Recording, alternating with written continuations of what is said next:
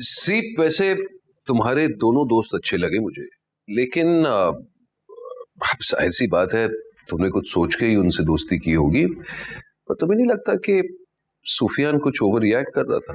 Dad, वो आजकल जरा ज्यादा ही सेंटी हो रहा है, ठीक हो जाएगा। कैन आई बी ऑनेस्ट सीप, एक बात की उलझन है मुझे, कहीं तुम सुफियान के मामले में सीरियस तो नहीं हो? क्या? मैंने तो ऐसा कुछ नहीं सोचा। नहीं, मेरा मतलब है जाहिर सी बात है आखिरी फैसला तो तुम्हारा ही होगा, लेकिन मेरी राय ये है कि सुफियान एक मुश्किल मर्द साबित होगा। और आप? क्या आप माँ के लिए मुश्किल हस्बैंड साबित नहीं हुए थे? देखो बेटी, तुम अभी भी छोटी हो, इन बातों को समझने के लिए मैच्योरिटी की जरूरत होती है। हाँ डैड, एक तो आप मुझसे मेरी शादी की बात छेड़ते हैं और दूसरी तरफ आप बोलते हैं कि मैं मैच्योर नहीं हूँ। ये क्या बात हुई? आपने मेरी माँ की कदर नहीं की, आपने उन्हें बिल्कुल अकेला छोड़ दिया। मैंने उन्हें अकेला छोड़ा? वाह जी वाह! अरे तुम्हारी माँ मुझे अकेला छोड़कर चली आई अमेरिका से, और तुम्हें साथ ले आकर।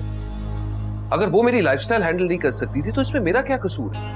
मैंने तो जब से होश संभाला है आप दोनों को कटे कटे देखा है, और आज जब मैं 19 साल की होगी तो आप मेरे दोस्तों से मिलते हैं। क्यों? सी, मेरी बेटी, मैं जानता हूं मुझसे गलतियां हुई, लेकिन मैं उन्हीं गलतियों को तो अजाला करने आया हूं। कैसे? आप हमसे दूर जाकर हमारे दुख बांटना चाहते हैं। आप हमेशा झूठ बोलते हैं, माँ से भी आपने झूठ बोला और अब आप मुझसे झूठ बोल रहे हैं। मैं जानती हूँ आप कभी वापस नहीं आएंगे। सी,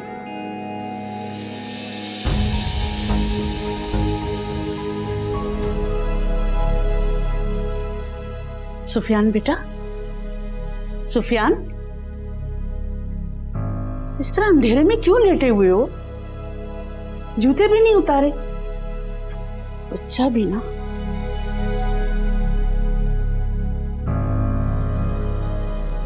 इस तरह अंधेरे में क्यों लेटे हुए हो?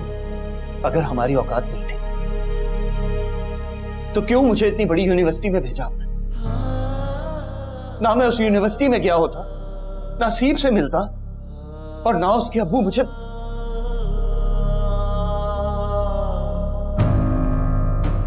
क्या हुआ है बेटा? तो भेज देती मुझे किसी मोटर मैकेनिक के पास, या कॉल सेंटर में, या फिर कोई डिलीवरी बॉय बना देती। मुझे 4 पैसे तो आते ना इस घर में। इस तरह जलील तो नहीं होना पड़ता मुझे। और क्यों भेजा? क्यों भेजा मुझे इन बड़े लोगों में? बड़े लोग माय फुट। जितने बड़े लोग उतनी छोटी बातें। बोले ना क्यों भेजा? क्योंकि वो तुम्हारे बाप का ख्वाब था। तो मेरा क्या कसूर था? अपने ख्वाब पूरे करने के लिए वो हमें छोड़ गए जहन्नम में।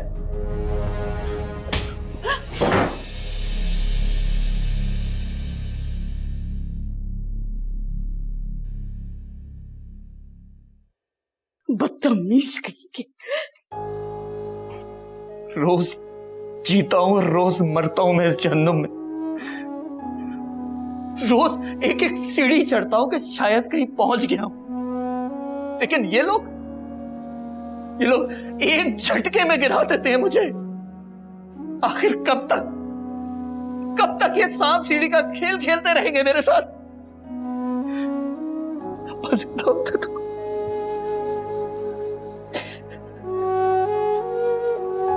किसी ने कुछ कहा है बेटा?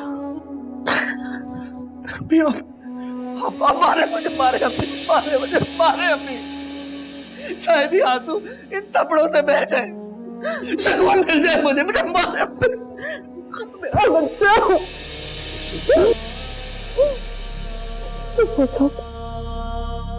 मेरा बेटा